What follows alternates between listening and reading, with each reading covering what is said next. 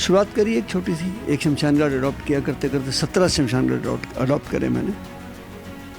जैसा आपने पूछा मुसीबतों की बात, तो बहुत लोग नाराज़ भी हुए। हमारे एक सका भाई मेरा वजह कहता था कि ये लाशों का व्यापार करता है, कफन बेचता है।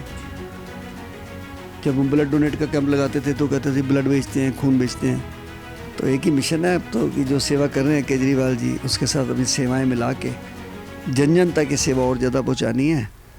और आने वाले चुनाव में दिल्ली के अंदर फिर वही काम करना है जो पहले हुआ था। जब काफ़िले बड़े हो जाते हैं तो कुछ सेनाएं पीछे भी रह जाती हैं, लेकिन काफ़िला चलता रहता है। और जहाँ तक आपने कहा कि विरोध हो रहा है, लांछन हो रहा है, जिस वृक्ष पे पेड़ आएंगे पत्थर तो पड़ेंगे वहाँ पे। क्योंकि एक शख्स अच्छी सोच वाला इतनी बड़ी टक्कर ले रहा हो जहाँ, पत्थर ही तो मार पाए, इसके अलावा कर भी क्या पाए। अगर केजरीवाल जी के लगे हुए तो फिर आएंगे केजरीवाल। लेकिन दूसरी पार्टी क्या लगा रही है, केजरीवाल का घोटाला के, वो तो और प्रचार कर रहे हैं केजरीवाल का। अपना तो को लगाया ही नहीं उन्होंने, हम क्या करेंगे। देश की राजधानी दिल्ली में चौथी बार झाड़ू फिर आई, आ चुकी है, बिल्कुल आ रही है, सीधी सीधी आ रही है, कोई नहीं रोक सकता उसको। और फुल मेजॉरिटी के साथ आ रही है। सामने वालों का सिंगल डिजिट में रिजल्ट आएगा। नमस्कार, मैं चिराग जैन और आप देख रहे हैं सोगन टीवी। देश की राजधानी दिल्ली में चुनावों का शंखनाद हो चुका है। जी हाँ, विधानसभा चुनावों की सुगबुगाहट जो है वो शुरू हो चुकी है। ऐसे में सभी पार्टियों की अपनी तमाम बड़ी तैयारियां चल रही है, लेकिन आम आदमी पार्टी सभी पार्टियों के मुकाबले 4 कदम आगे है। और वो इसलिए क्योंकि आम आदमी पार्टी ने 2 लिस्ट जो है जारी कर दी है। हम अगर पहली लिस्ट की बात करें तो उसमें 11 उम्मीदवारों के नाम थे और दूसरी लिस्ट में 20 उम्मीदवारों के नाम थे, यानी 70 विधानसभाओं में 31 उम्मीदवारों को मैदान में उतार दिया गया है। एक उम्मीदवार जिनकी चर्चा ना सिर्फ देश बल्कि विदेशों में भी होती है, पद्मश्री अवार्ड से सम्मानित है, लगातार अपने समाज सेवा को लेकर के वो लाइमलाइट में रहते हैं और आम आदमी पार्टी में वो भी कुछ ही वक्त पहले शामिल हुए थे। उन्हें शादरा से मौका दिया गया है। जी हाँ, जितेंद्र सिंह संटी जी जो है उफ एम्बुलेंस मैन हमारे साथ है। जितेंद्र जी, आपका सोगन टीवी पर बहुत स्वागत है। धन्यवाद, जय हिंद। पंजाब की गलियों से निकला एक छोटा बालक आज देश की राजधानी दिल्ली का राजनेता बनने की ओर अग्रसर हो चुका है, कैसा लगता है सर? मुझे लगता है आप गलत कह रहे हैं। मैं राजनेता तो बनना चाहता भी नहीं हूँ, था भी नहीं। मैं सेवक था और सेवक ही रहना चाहता हूँ। क्योंकि पोस्टें आती हैं जाती हैं, लेकिन नगर सेवक कभी नहीं हटता है। इसलिए मैं नेता नहीं बनना चाहता, सेवक बन रहा हूँ। सेवक तो सर आप 1996 से ही है, क्योंकि 1996 में जब आपने शहीद भगत सिंह अपनी जो संस्था है वो प्रारंभ की थी तो हमने उसके बारे में रिसर्च की संटी जी।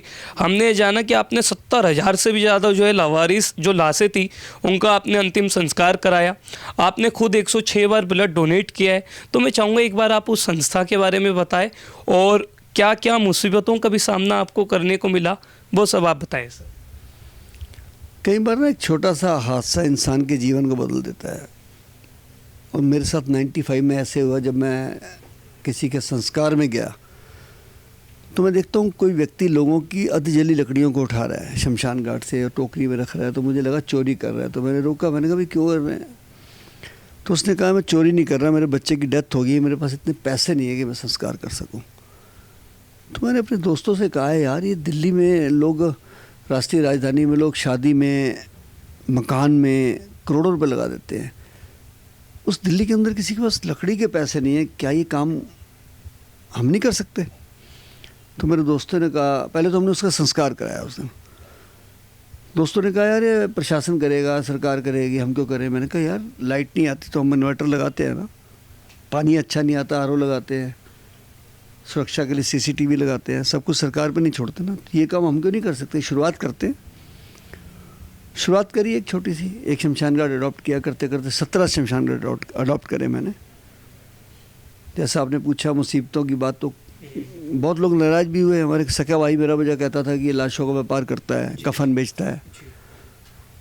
जब हम ब्लड डोनेट का कैंप लगाते थे तो कहते थे ब्लड बेचते हैं, खून बेचते हैं। लेकिन मिशन था दिमाग में और नाम था शहीद भगत सिंह सेवा दल, तो कोई परेशानी नहीं आई। लोग जुड़ते चले गए, कारवा बनता गया, अच्छी टीम मिल गई, अच्छे वर्कर मिल गए, अच्छे ड्राइवर मिल गए, अच्छे बच्चे मिल गए, अच्छा परिवार मिल गया। और सबसे बड़ा जो हौसला दिया मुझे, मेरी माँ ने दिया था।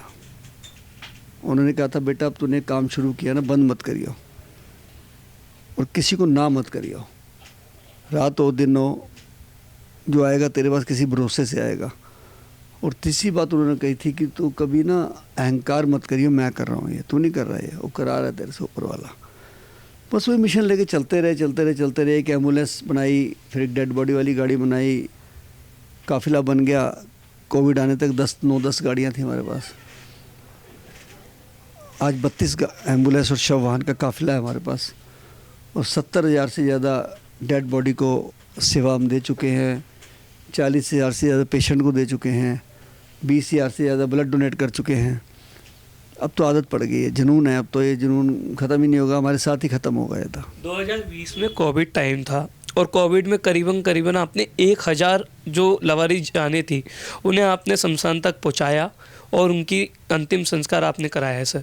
2021 में आपको पद्मश्री भी मिला। पद्मश्री को लेकर के आपके क्या बहुत ही सर अनुभव कैसा रहा?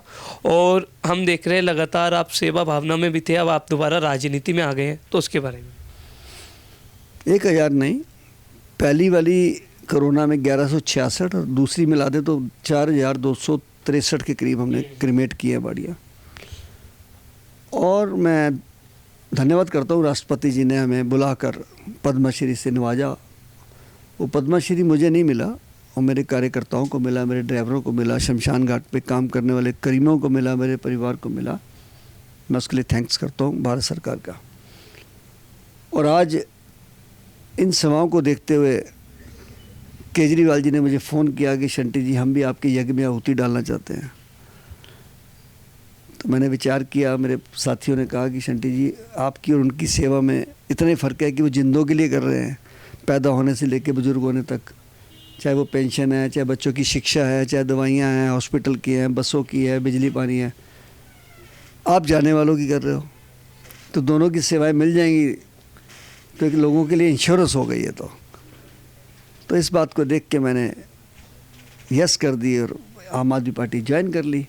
उसमें सीधा ऐसे दिमाग में कुछ नहीं था कि इलेक्शन के लिए बोलेंगे। मैंने तो ये कहा था कि मुझे आप ज्वाइन करा के पूरे इंडिया में मुझे इस काम को बढ़ाना है। अब जैसे किसी सेना में भर्ती हो गए तो अब कहाँ खड़ी कर देंगे फ़ौज को, पता नहीं होता ना। उन्होंने फ़ौज खड़ा कर दिया।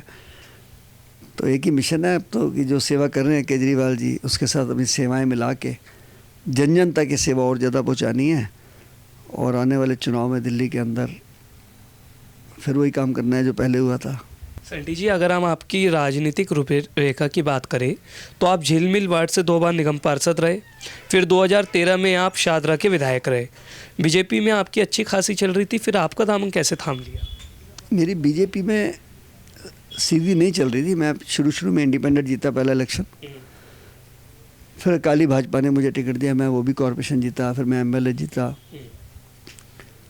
फिर मुझे लगा कि गैप आ गया बीच में, और कोरोना के बाद तो बिल्कुल ही गैप आ गया। फिर पद्मश्री मिल गया, पूरा देश बुलाने लगा। मुझे लगा यार तो इससे बड़ा सेवा भी नहीं हो सकती और इतना अच्छा सम्मान भी कहीं नहीं मिल सकता। देशों विदेशों में मुझे बुलाते हैं लोग एज ए मोटिवेटर। लेकिन दोनों बातें आती हैं इसमें। सरकार को मेरी सेवा अच्छी लगी, उसने सम्मान दिया। केजरीवाल जी को मेरी सेवा अच्छी लगी, उन्होंने जिम्मेदारी दे दी। तो शादरा से आपके फौजी की तैयारियां कैसी चल रही है? और जब आप शादरा के विधायक प्रत्याशी आम आदमी पार्टी से, तो किन मुद्दों को लेकर आप शादरा से मैदान में आए? शादरा ना एक्चुअली बहुत पुराना है, ये ऐतिहासिक है। ये शाहजहाँ ने बसाया था, इसको शाह का दर्रा कहते हैं। यमुना के पुल तक मेरठ था डिस्ट्रिक्ट, अगर इसका इतिहास उठाएं। फिर बहादुर शाह जफर भी आए यहाँ पे। शादरा एक ऐतिहासिक शहर है, 450 साल से ज़्यादा पुराना है। आज भी इसमें कुछ जगह ऐसी हैं जहाँ पर कई गलियों के अंदर इंसान बाजू चौड़ी करके नहीं निकल सकता है। सबसे बड़ी दिक्कत है शादरा के अंदर पार्किंग की। और मेरी आदत है कि मैं काम को ठान लेता हूँ, मैं करता हूँ। मैं जब निगम पार्षद बना था तो मैंने लोगों को कहा था कि 5 साल में 5 बड़े काम करके दिखाऊंगा। पहला मैंने शमशान घाट बनाया जो उजड़ा हुआ था, 3 करोड़ रुपये लगवाया इस पर। फिर उसके बाद मैंने मिनी स्टेडियम बनवाया ज्वालानगर में, जिसको पहले रामलीला मैदान कहते थे। पानी भरा रहता था, लगभग 2.25 करोड़ में बन गया 4 दीवारी खींच के। आज वहाँ रामलीला भी होती है, लोग खेलते भी हैं, शादियाँ भी करते हैं। उसके बाद मैंने 4 स्कूल थे, चारों की बिल्डिंग नवी बनाई। फिर मैंने वार्ड ऑफिस बनाया यहाँ पे कि सारी एमसीडी की सुविधाएं इसी में मिल जाएंगी, विश्वकर्मा नगर में। एक वुमेन हॉस्टल बनवाया हमने, वर्किंग वुमेन हॉस्टल वो भी है, और एक सीनियर सिटीजन होम बनवाया। मतलब 5 की जगह 6 काम कर दिए, तो मुझे तसल्ली हो गई। तो मैंने सोचा है कई काम है ऐसे छोटे छोटे जो मैं समझता हूँ कि वो छोटे हैं लेकिन ज़रूरत है उनकी, वो काम हमें करने चाहिए, ख़ास करके डायलिसिस सेंटर वगैरह। आज बहुत बड़ी समस्या जो चल रही है लोगों की, हर बंदे को डायलिसिस की प्रॉब्लम है। तो उसके लिए हम चाहते हैं कि आने वाले समय में उन लोगों के लिए जो असहाय हैं यहाँ पर निःशुल्क डायलिसिस सेंटर खुले। और मैं तो अपनी कुछ 4 एम्बुलेंस में मोबाइल डायलिसिस सेंटर बनाने जा रहा हूँ, डायलिसिस ऑन व्हील। लेकिन वो सिर्फ यहाँ के नहीं होगा, वो पूरी दिल्ली के लिए होगा। शाहदरा विधानसभा की बात करें तो पार्किंग एक बहुत बड़ी समस्या है। बाकी जैसे जैसे आदमी चलता है, जनता और समस्याएं बताती हैं। और कुछ रोज़गार के लिए बच्चे हमारे बहुत यहाँ वेले बैठे हैं। बेरोज़गारी जो बच्चों के अंदर है उनको मैं चाहूँगा कि किसी न किसी तरीके से, चाहे वो छोटे डिपार्टमेंट हो चाहे बड़े हो, मैं तो कहता हूँ प्राइवेट में भी कहीं लगवा दिया। अगर मैंने अपने इन्फ्लुएंस से किसी इंडस्ट्री वालों को कह दूँ तो उन्हें 20 बच्चे मेरे रखने हैं, वो मेरे अंदर दम होना चाहिए ना। अब इतने यहाँ बैंक्वेट हॉल बड़े बड़े हैं, शादियाँ होती हैं, कारों के शोरूम है, वर्कशॉप है, अगर मैं कह दूँ कैसे नहीं रखेंगे बच्चे? वो सोच होनी चाहिए हमारी। हम देख रहे हैं इस समय आप पार्टी की कुछ बगावती जो है आंतरिक भी और बाहरी भी दोनों चल रही है। अभी आपने देखा कुछ समय पहले कैलाश गहलोत, फिर उनसे पहले राजकुमार राणा ने, ऐसे बड़े लीडर्स ने आम आदमी पार्टी का दामन छोड़ दिया। तो आपको नहीं लगता कुछ परेशानी चल रही है तभी ये सब आ रहे हैं बीजेपी या दूसरी पार्टी में? जब काफिले बड़े हो जाते हैं ना, जब काफिले बड़े हो जाते हैं तो कुछ सेनाएं पीछे भी रह जाती हैं, लेकिन काफिला चलता रहता है। और जहाँ तक आपने कहा कि विरोध हो रहा है, लांछन हो रहा है, जिस वृक्ष पे पेड़ आएंगे पत्थर तो पड़ेंगे वहाँ पे।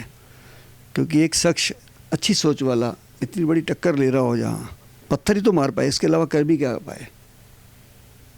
पॉलिटिशियन ही तो उनकी खिलाफत कर रहे हैं, पॉलिटिशियन ही प्रोटेस्ट कर रहे हैं, पॉलिटिशियन ही जाके यमुना जी में खड़े हो रहे हैं। जनता ने तो कोई प्रोटेस्ट नहीं किया, एक प्रोटेस्ट नहीं हुआ। नहीं जनता को मुझे बता दो आप, किसी ने कहा हो भी केजरीवाल जी अब भ्रष्ट है, शराब घोटाला है, फलाना है? तो लगातार अपने प्रदर्शन कर रही है, वो कह रही है शीश महल घोटाला है, सब कुछ वो कर रहे हैं ना, पब्लिक तो नहीं कर रही। बताइए ना पब्लिक ने कर रहा है? एक घोटाला एक बताइए कि पब्लिक ने कर रहा हो?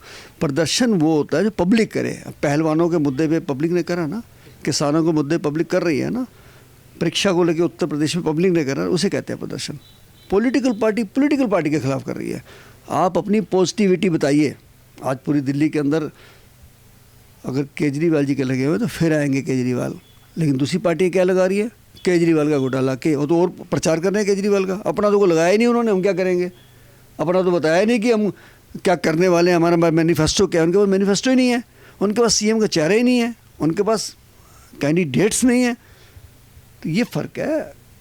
काम जब अच्छा इंसान करता है तो खिलाफत तो होती है। तो देश की राजधानी दिल्ली में चौथी बार झाड़ू फिर आएगी?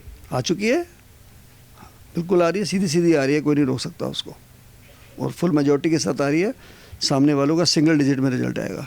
क्या बात है संटी जी, हम आपसे छोटा सा एक रैपिड फायर करेंगे जिसमें आपसे कुछ लीडर्स के नाम लूँगा, उनके बारे में आपको बता रहे हैं। अरविंद केजरीवाल, मुझे लगता है जो सोच इनकी है वो क्रांतिकारी सोच है। ऐसी सोच हर किसी की नहीं हो सकती। पढ़े लिखे लोग जब इस तरफ चल देते हैं तो भगत सिंह वाली सोच आ जाती है। आतिशी मार लेना, आतिशी एक पढ़ी लिखी लेडी है, सभ्य है, और उसके अंदर गुण भी हैं काम करने के, मैं लाइक करता हूँ उसको। नरेंद्र मोदी जी, मैं समझता हूँ कि उनकी सोच बहुत अच्छी है, लेकिन कुछ लोगों ने गलत सलाह दे के, मैं बोलूँ तो, क्योंकि मैं भी उस पार्टी में रहा हूँ, नरेंद्र मोदी जी की सोच बहुत अच्छी सोच है। और इतने साल तक राज करना भी छोटी बात नहीं है। इतने साल पहले सीएम रहे, फिर प्रधानमंत्री रहे, तो मैं उनको बुरा तो नहीं कह सकता, बिल्कुल भी अच्छी सोच वाले लोग हैं वो। बातचीत करने के लिए धन्यवाद। तो आज हमारे साथ थे शाहदरा से आपके उम्मीदवार जितेंद्र सिंह संटी, ऑफ एम्बुलेंसमैन, जो हमेशा सेवाओं को लेकर के आगे रहते हैं, चर्चित रहते हैं। अब देखना होगा जब सेवा भावना को देख कर के अरविंद केजरीवाल ने और आम आदमी पार्टी ने शाहदरा मैदान से उम्मीदवार बनाया है, तो जितेंद्र सिंह संटी किन मुद्दों को लेकर मैदान में जाएंगे और कितनी बड़ी फाइट इस सीट पर हमें देखने को मिलेगी। तब तक के लिए आप देखते रहिए सोगन टीवी। वीडियो जर्नलिस्ट गौरव के साथ चिराग जैन, सोगन टीवी, दिल्ली। आप देख रहे हैं सौगंध टीवी, सौगंध वतन की।